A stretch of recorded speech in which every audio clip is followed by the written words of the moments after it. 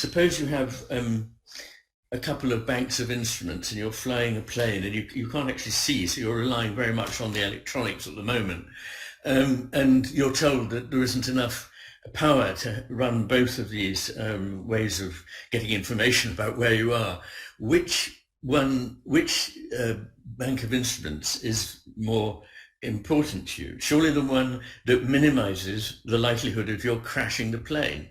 And what I suggest is that if you adopt the right hemisphere's way of looking at the world, you're not likely to crash the plane. Whereas if you adopt the left hemisphere's view of the world, you do crash the plane. And in a way, that's what I've just referred to, the destruction that's going on all around us as we think about the world in this deeply fallacious way. Yes, and as the plane is crashing, the left hemisphere would insist of bringing forth their own solutions in order to fix the problem it itself has been causing, right? So again, this is kind of the self-circular nature of the problem. And so particularly, I may say so just particularly the way of the left hemisphere, which is self-referential, because it can't break out, as it were, into reality. It's dealing all the time with its map. And it's saying, yes, but the map says, and it is therefore in denial about what is happening. And this is rather like, I've experienced this a couple of times, and people tell me about this happening to them, that they're navigating in a car using a sat-nav, and their passenger is saying, well, the sat-nav says we're there, but you look out the window and say, we're not there at all, we're in another place. You must be wrong. No, well, the sat-nav says. Yes. And that is really the left hemisphere. It says, well, the sat-nav says. Yes. It doesn't look out of the window, and it's trying to get people to look out of the window that I'm aiming to do in this book. But the most persuasive thing, if you're trying to get somebody to see the world a different way, is not just to sit in a seminar room and argue about it, but it's to go out into the world and have a look.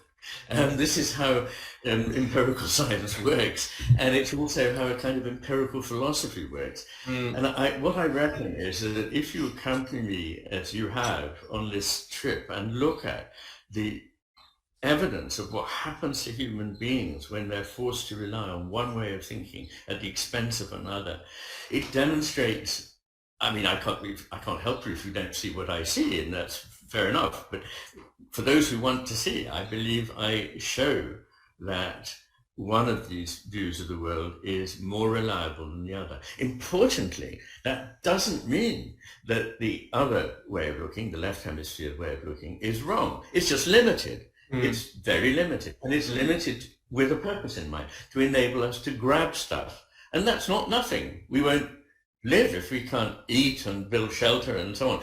But that is not the tool whereby we come to understand the world. To do that, we need to bring many strands from experience, from intuition, from science, from reason together. And people who don't do that actually have a fairly common mental illness.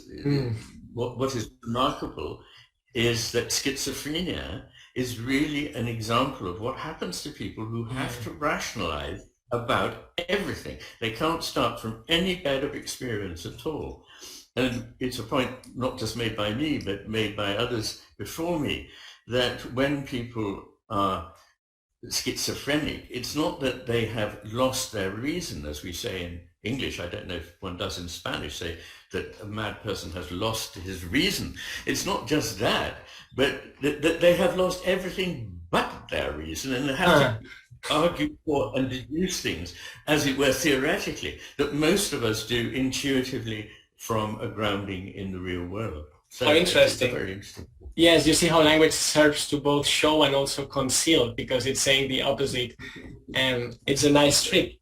Well, one more thing to add, because you prompted me this thought where you mentioned it's not just about rational argument, and that's where many people become very nervous, right? Because it seems that rational argument, like this sort of rationality, is not just a good instrument, which of course it is, but it's the only instrument allowed. And now when you do this synthesis, because that's also what you propose, and also this convergence, because it's not just a synthesis from one realm, but a convergence synthesis, and you make explicit where it starts to become difficult, I would guess, to articulate, because the moment you start talking about what's supra-rational, or what's not only rational, maybe beyond rational, including it, right? That's the beauty of it. It's not rejecting it, of course, including it. And intuition and imagination. I think, Ian, what you're doing is you're going, if I may say so, and many people may not feel comfortable with this either, but it's like going a bit forward in human evolution. It's like, well, as a species, and our human mind has excelled, no doubt, with reason and with many other abilities, you may say. But the moment we start to talk more openly and precisely and accurately about imagination and intuition, I think we're in a new path. Well, it's a well-trodden path, but it's a good path because we're making progress. We are not always all around congratulating ourselves as to, how enlightened we could be, but we are also acknowledging that there is something else. And perhaps that's also why you have this amazing book. Book. It's a chapter, but that's something that happens with your chapters, that they could all be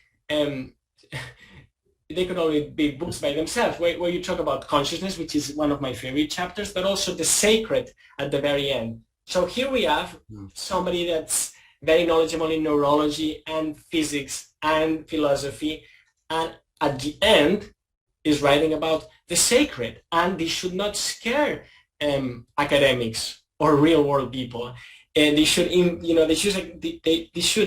excite, or at least make them feel grateful for a chapter on the sacred, right? But you see how we are not just walking the fine line, as I was telling you before, but also getting into a point where it's a kind of an edge. There's this mist, and you start not to see with the accuracy of the data of mathematical theorem demonstration, but you're in this place where, to be honest, is where I think we need to go, and we should not be scared. I think we should enjoy it, and you're going into that place, and I think that's also remarkable. Yes, thank you. Well, what I wanted in this book was to show the confluence that I see between findings in neurology, trends in the last 100 years in philosophy, and findings in physics. I'm not a physicist, Alex, as you are, but I have, rather to my surprise, I found myself being approached by quite a number of physicists who'd read The Master and His Emissary and said this is incredibly relevant to what we are dealing with. And so I do have people that I can try out my ideas on before I write them. But in any case, the point is that these apparently, to our way of thinking, quite distinct paths, that of neuropsychology, that of philosophy, and that of physics, come together. It's like starting from points on the circumference of a circle and going inwards and coming together. And what is also interesting to me is that the picture that coheres there is also recognizable in the great ancient traditions of philosophy around the world. It agrees with the findings of ancient wisdom traditions.